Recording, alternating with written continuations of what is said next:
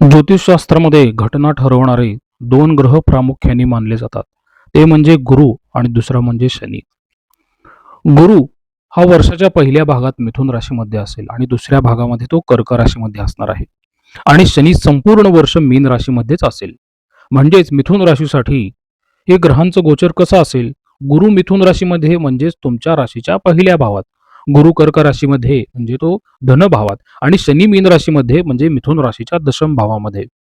यावर आधारित मित्रांनो, तुमचं वर्ष पुढील कसं जाणार आहे हे आपण जाणून घेऊया.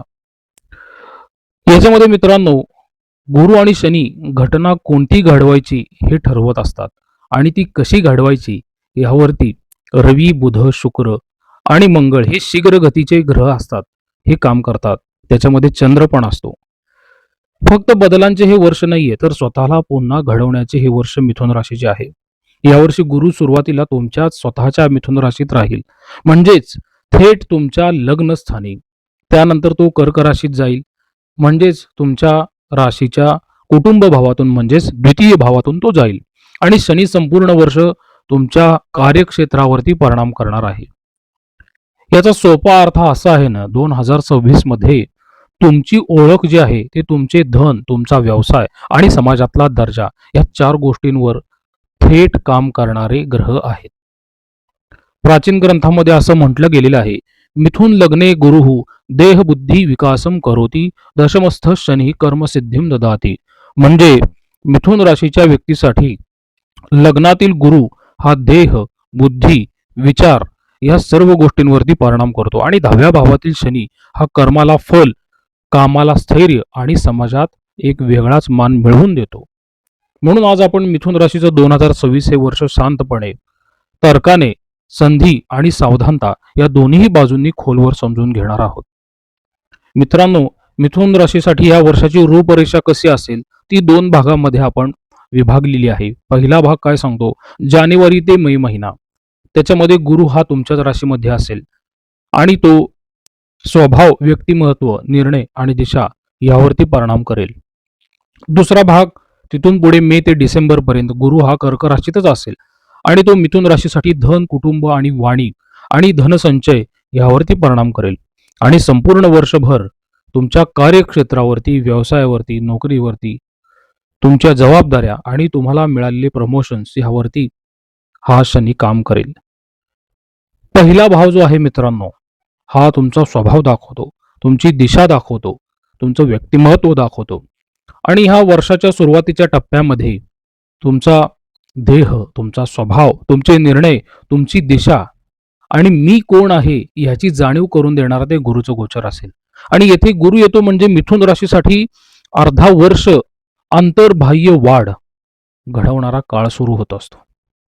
याचे सकारात्मक परिणाम काय आहेत? व्यक्तिमत्वात तेज आणि आकर्षण वाढत जाते. या काळात तुमची उपस्थिती वेगळी जाणवेल. तुमच्या बोलण्यात, चालण्यात, वागण्यात, डोळ्यांमध्ये आणि विचारांमध्ये एक वेगळा आत्मविश्वास दिसणार आहे. लोक तुमच्याकडे लक्ष देतील, तुमचे म्हणणे ऐकून घेतील आणि तुमच्यावर ते अवलंबूनही राहतील. विचारांची खोली आणि स्पष्टताही वाढलेली तुम्हाला जाणवेल. मिथुन राशीचा स्वभाव आधीच चंचल आहे, कारण तो द्विस्वभावी असतो. विचारांची गती जास्त असते आणि गुरु त्या राशीत आला की नाही त्या विचारांना दिशा मिळते. त्यामुळे तुमचे विचार फक्त वेगवान राहणार नाहीत, तर गंभीर आणि दूरदर्शी होतील. काही जणांच्या आयुष्यामध्ये याच काळात मला पुढे काय करायचं आहे याचे उत्तर स्पष्ट होईल. नवीन वाढ, नवीन क्षेत्र आणि नवीन ओळख मिळवून देणारा हा गुरु असेल. हा काळ तुमची ओळख बदलण्याचा आहेच. काही मिथुन राशीच्या व्यक्ती नोकरीचा मार्ग बदलतील आणि काही जण व्यवसायाकडे वळतीलच. काही जण अभ्यास, कला आणि सर्जनशील काम यात उडी घेतील. तुम्ही स्वतःबद्दल ज्या पद्धतीने विचार करत होता ना, तो विचारच आता बदलू लागणार आहे. आरोग्यातही सुधारणा होतील, कारण की लग्नातील गुरु म्हणजे तुमच्याच राशीतील गुरु आरोग्याला दिलासाही देतो. जुने त्रास असतात आरोग्याचे ते थोडे सुसह्य होतात आणि शरीरामध्ये सहनशक्ती वाढते, मनात आशावादही वाढून जातो. स्वतःसाठी निर्णय घेण्याची ताकद देणारा हा गुरु आहे. हा काळ मित्रांनो इतरांच्या हाताचा कंट्रोल सोडून स्वतःला विचार करायला लावणार आहे. हो, नाही, मला हे योग्य वाटतं, हे मला अयोग्य वाटतं, याचा निर्णयही तुम्हाला घेण्यासाठी गुरु बळ देईल. जे लोक फक्त परिस्थितीला वाहत जातात, त्यांच्यासाठी हा काळ दिशा ठरवणार आहे. मित्रांनो, गुरु हा अत्यंत शुभ ग्रह आहेच, पण काही सावधानता तुम्ही मनामध्येच ठेवल्या पाहिजेत. मीच बरोबर हा भाव हा गुरु वाढवून देतो. तुम्हाला स्वतःबद्दल जास्त खात्रीही वाटेल. हा चांगला भाग आहे, पण इतरांचे मत पूर्णपणे नाकारणे किंवा स्पष्ट सांगायचं असेल तर त्यांना मूर्ख समजणे किंवा माझंच बरोबर हा सूर वाढला तर तुमचे वैयक्तिक संबंध बिघडू शकतात. योजना खूप पण कृती कमी हा धोका नेहमीच राहतो. मिथुन राशीचा स्वभावच विचार, प्लॅनिंग, कल्पना यांनी भरलेला आहे आणि गुरु तुमच्या राशीत आला की नाही तर कल्पना आणखी वाढवतो तो. तर धोका असा आहे की बहुतांश वेळा तुम्ही विचार करण्यातच वेळ वाया घालवताल आणि प्रत्यक्ष कृती कमी होईल. साधा नियम आहे, दर दिवशी तुम्ही एक विचार कमी करा पण एक कृती जास्त करा ना. आरोग्याकडे थोडी बेफिकिरी पण तुम्ही टाळली पाहिजे. माझी ऊर्जा चांगली आहे हा अनुभव येईल, पण त्याच वेळी तुम्ही जर अनियमित आहार किंवा उशिरा झोप किंवा जास्त बसून काम करणे ह्या गोष्टी जर चालू ठेवल्या ना, तर तुम्हाला त्रास मागे थांबूनच येईल बघा. दुसऱ्या भागात काय होईल, गुरु कर्क राशीमध्ये प्रवेश करेल आणि तो भाव धन, कुटुंब, वाणी याच्यासाठीच तो आहे. आणि त्यावेळेस धनसंचय, बचत, कुटुंब, वाणी, अन्न आणि स्वतःच्या किमतीची जाणीव होते. आणि त्यावेळेसचे काही सकारात्मक परिणाम असे असतील की तुमचा कॅश फ्लो वाढेल, उत्पन्नात वाढ होईल आणि स्थिरतेमध्ये पण वाढ होईल. पहिल्या भागात कसं होतं, तुमचे व्यक्तिमत्व आणि दिशा मजबूत झालेली असेल. तर सकारात्मक परिणाम असे असतील की उत्पन्नात आणि स्थिरतेमध्ये वाढ झालेली असेल. वर्षाच्या पहिल्या भागात तुमचे व्यक्तिमत्व आणि दिशा मजबूत झालेली असेल आणि आता दुसऱ्या भागात तुमच्या कॅश फ्लोमध्ये पण वाढ झालेली असेल आणि व्यवसायाचा एक पाया पण मजबूत झालेला असेल जर तुम्ही व्यवसाय करत असाल. ठीक आहे, ह्या काळात उत्पन्न वाढेल पण नवीन आर्थिक मार्गही सापडतील. जर तुम्ही वर्षाच्या पहिल्या भागामध्ये स्वतःला आकार दिला तर दुसऱ्या भागात त्याचे आर्थिक फळ तुम्हाला हाताला लागू शकते. त्यामुळे मी म्हणलं, विचार कमी करा पण ऍक्शन जास्त करा. कुटुंबात तुमच्या शब्दाला मान दिला जाईल कारण कुटुंबातील व्यक्तींना तुमचा आधार आणि तुमचे मार्गदर्शन गरजेचे वाटू लागेल. घरातील चर्चेत तुमच्या मताला महत्त्व येईल आणि एखादा कौटुंबिक निर्णय असतो जसे की घर, शिक्षण, लग्न, व्यापार, गुंतवणूक यात तुमचे मत सर्वजण ऐकून घेतील. बचत आणि सुरक्षा पण वाढेल. जसे की दुसऱ्या भावातील गुरु फक्त पैसा आणत नाही, तो साठवायलाही शिकवतो ना. तर हा काळ योजनेने युक्त बचत करण्याचा आहे. योजनेने केलेली साठवण पण तुमच्यासाठी गरजेची असतेच ना. तर बोलण्यात गोडवा आणि वजन पण वाढलेलं तुम्हाला पुढे दिसून येईल बरं का. आणि तुमचे बोलणे लोकांना भावणारे आणि विश्वास देणारे होऊ शकते. शिक्षण, मार्गदर्शन, व्यवहार, समुपदेशन हे सगळ्या गोष्टीमध्ये तुम्ही बोलवून पटवून देण्याचं काम उत्तमपणे करताल आणि या सगळ्यात तुमचा प्रभावही इतरांना जाणवेल. कुटुंबातील नात्यांमध्ये पण गोडवा येईल कारण की द्वितीय भाव म्हणजेच मुळात कुटुंबाचाच आहे.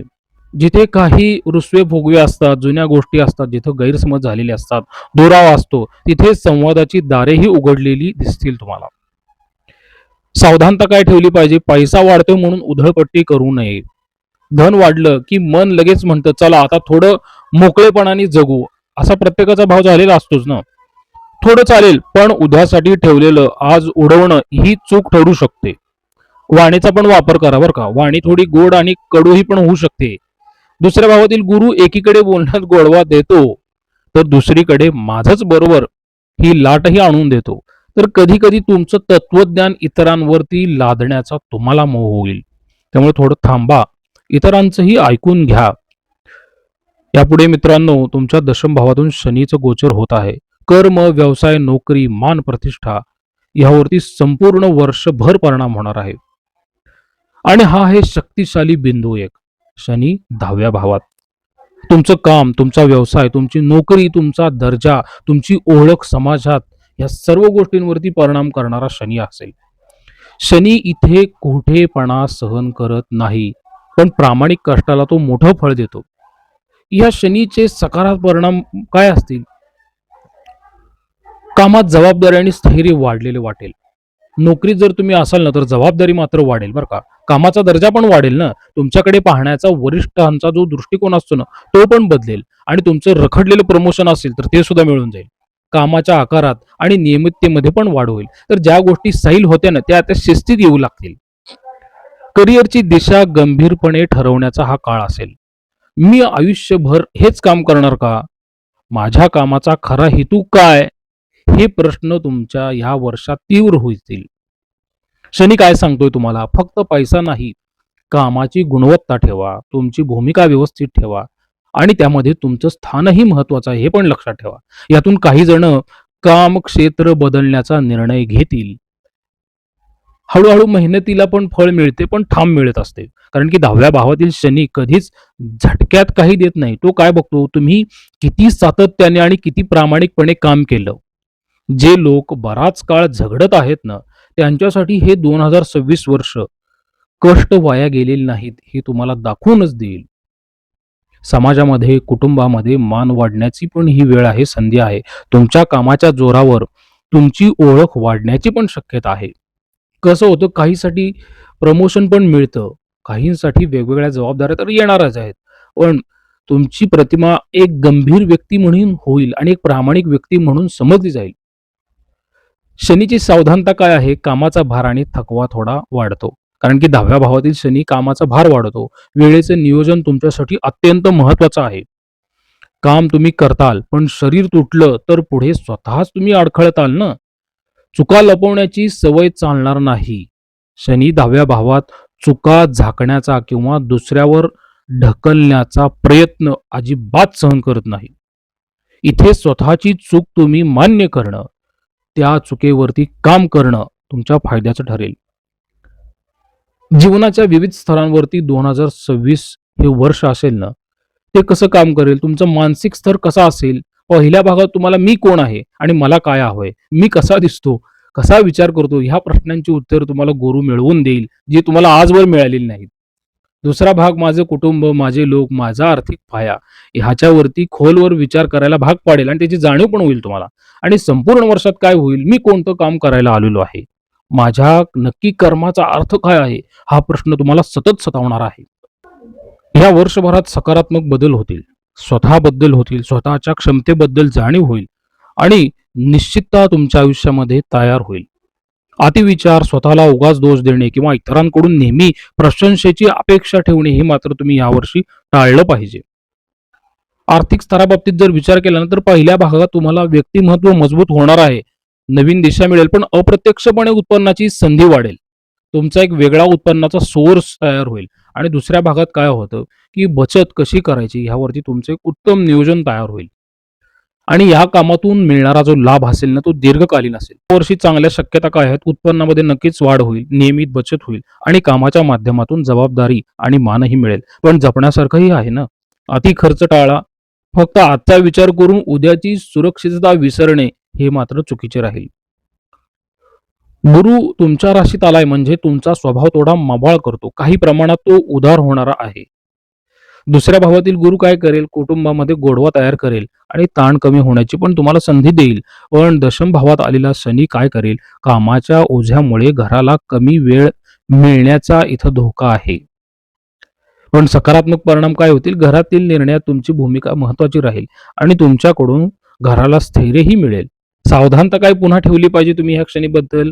कामाच्या नावाखाली कुटुंबाकडे दुर्लक्ष करू नका. बंधनं सैल झाली तर नुसता पैसा तो रिकामा जागा भरू शकत नाही.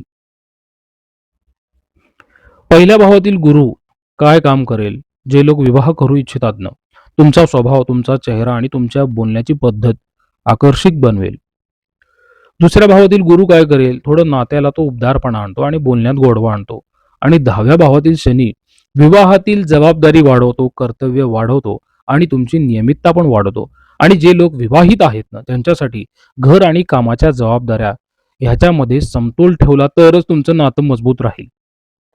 जे लोक अविवाहित आहेत ना, त्यांच्यासाठी नाते पुढे नेण्याबाबत तुम्ही गंभीर विचार करण्यासाठी योग तयार झालेले आहेत. विद्यार्थ्यांसाठी जर विचार केला तर तो तुमच्या राशीतला गुरु विद्यार्थ्यांची बुद्धी, स्मरणशक्ती आणि स्वाध्याय हे सगळं वाढवणारा आहे. आणि दुसऱ्या भावातील गुरु विद्यार्थ्यांसाठी अभ्यासासाठी घरातून मिळणारा आधार पण वाढवून देईल, आर्थिक पाठबळ पण वाढवून देईल आणि अभ्यासाची एक चांगली दिशा तुम्हाला सापडून देईल. आणि दशम भावातील शनी स्पर्धात्मक परीक्षा किंवा दीर्घकाळ चालणाऱ्या अभ्यासासाठी एक योग्य वातावरण तयार करून देईल. 10व्या भावातील शनी कामाचा ताण, पाठीचा कणा आणि मान सांधे याच्यावरती परिणाम करतो आणि याच्यावर व्यावहारिक दृष्टिकोनातून उपाय काय आहे? नियमित तुम्ही व्यायाम करणं गरजेचं आहे. त्यामुळे मित्रांनो 2026 हे वर्ष जे आहे, ह्या 26 वर्षामध्ये मिथुन राशीसाठी काही ठळक घटना किंवा बदल काय असतील? स्वतःच्या जीवन दिशेबाबतीत स्पष्ट निर्णय होतील. नवे काम किंवा जुने काम नव्या पद्धतीने करायला सुरुवात होईल. आर्थिकदृष्ट्या हळूहळू स्थिरता आणि वाढ होणार आहे. कुटुंबात तुमच्या शब्दात प्रमुख स्थान मिळेल. कामाच्या ठिकाणी जबाबदारी, मान आणि प्रतिष्ठा वाढेल आणि काही जुनी नाती सैल होणे आणि काही नवी मजबूत नाती तयार होणे या गोष्टी घडतील. स्वतःबद्दल मी कोण आहे, मला नेमकं काय करायचं आहे ह्याची जास्त प्रगल्भ जाणीव तुम्हाला होईल. म्हणून संपूर्ण वर्षाचं सार काय असेल? पहिला भाग तुम्हाला सांगतो, स्वतःला ओळखा, स्वतःला घडवा आणि स्वतःच्या विचाराला दिशा द्या. आणि दुसरा भाग काय सांगतोय मे महिन्यानंतरचा, आता त्या व्यक्तिमत्वावर धनाचा आणि कुटुंबाचा मजबूत पाया उभा करा. आणि संपूर्ण वर्षभर दशम भावात असणारा शनी तुम्हाला काय सांगतो? तुमच्या कामाला अर्थ द्या, शिस्त द्या आणि दीर्घकाळ टिकणारा मानही द्या. म्हणून थेट आणि सरळ निष्कर्ष काय असणार आहे? 2026 हे वर्ष स्वतःची नवी आवृत्ती बनवण्याचा आहे. हे वर्ष तुमचं आयुष्य बाहेरूनही बदलणार आणि आतूनही बदलणार. हा काळ तुम्हाला परखून पाहणारा आहे, पण तोडणारा नाही. ज्याने स्वतःला थोडं शांत, थोडं स्थिर ठेवून योग्य दिशेने पावली टाकली ना, त्याच्यासाठी 2026 वर्ष आयुष्यातील सर्वात अर्थपूर्ण वर्ष ठरू शकतं. भेटूया पुढील मार्गदर्शनात. प्रसाद कुलकर्णी, पंढरपूर. श्रीराम.